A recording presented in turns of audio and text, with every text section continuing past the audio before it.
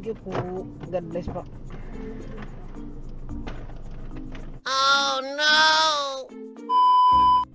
Ayun, what's up sa inyo mga katropa. Today's video, ayan, iwanan tayo ng laptop. Ayan, pero bago ko ikwento sa inyo lang ang lahat, kung hindi ka pa nakapag-follow sa page natin, baka naman. Ayan na mga katropa. Hindi ko napansin yan pagbaba niya ng sasakyan ko, naiwan pala yung laptop niya sa likod. So nagtuloy-tuloy ako doon kasi may next booking na ako. Buti na lang bago makasakay yung next book ko, ayan, makikita nyo, napansin ko kaagad na may naiwan sa likod ko, kaya tinabi ko muna bago ko pasakayin yung mga next passenger ko.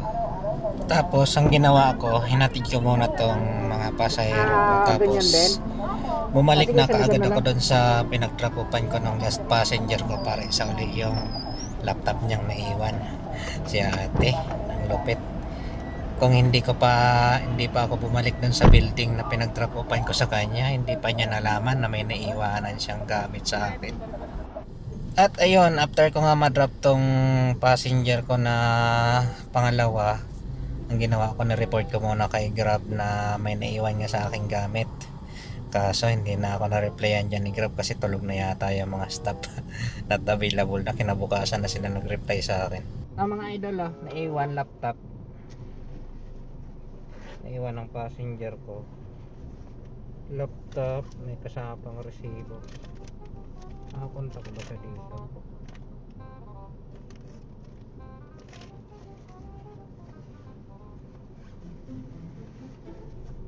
Yan na, Apple laptop, MacBook yata to. At yun na nga, binuksan ko nga yung package na naiwan sa akin. Ayun, confirm na laptop nga yung naiwan. Kinalikot ka talaga yun kasi baka may mahanap ako doon na mga resibo or something na may mga contact number direct to passenger na nakaiwan. So matawagan ko direkta, kaso wala talaga. Ang ginawa ko na lang, sinadya ko na lang doon sa building na pinagtrapupan ko sa kanya para maisa uli yung gamit niya. At ayun na nga, nakarating na tayo dito sa building ni ate na pinagtrapupan ko na pinantahin ko yung gwardiya dyan, tapos kinausap ko na kung taga doon nga ba talaga yung pasahero. Antay ko muna siya. Dapat siya mag-receive. Sabi confirm, taga doon naman daw. So pinatawag ko na lang siya. Tingnan mo yung ginawa ko dyan. Para makita ko ng itsura ni Madam.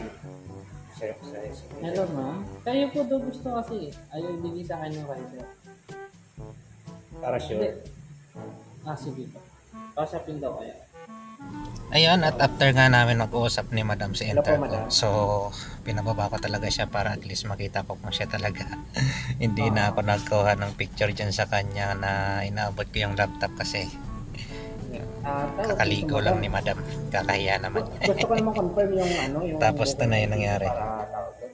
Mapatawanan lang ba na kayo yung nakakayo.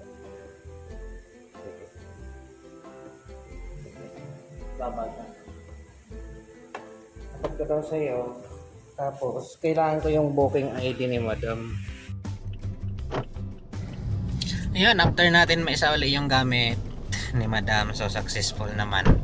Umalik ako ulit sa kotse para i-report kay Grab na nasa uli ko na yung gamit. O, isipin mo yan. Na-report ko kanina na may naiwan sa aking gamit, tapos hindi pa naka-reply si Grab, nag-report na ako na naisa uli ko na yung gamit. O, isipin mo yun, mabilis tayo dyan. Balik na natin yung laptop. Ito, binigyan pa tayo 100 na tip. Pangkapi din to, sayang din. At ayan na nga, binigyan pa nga tayo katropa ng 100. Ayan, pangkapi rin yan. Ayan mga katropa, hanggang dito na lang yung kwento natin na naiwanan ng laptop. Hanggang sa susunod, God bless sa ating trip. Ingat-ingat mga lodi, mga katropa, ingat. Ride safe, drive safe.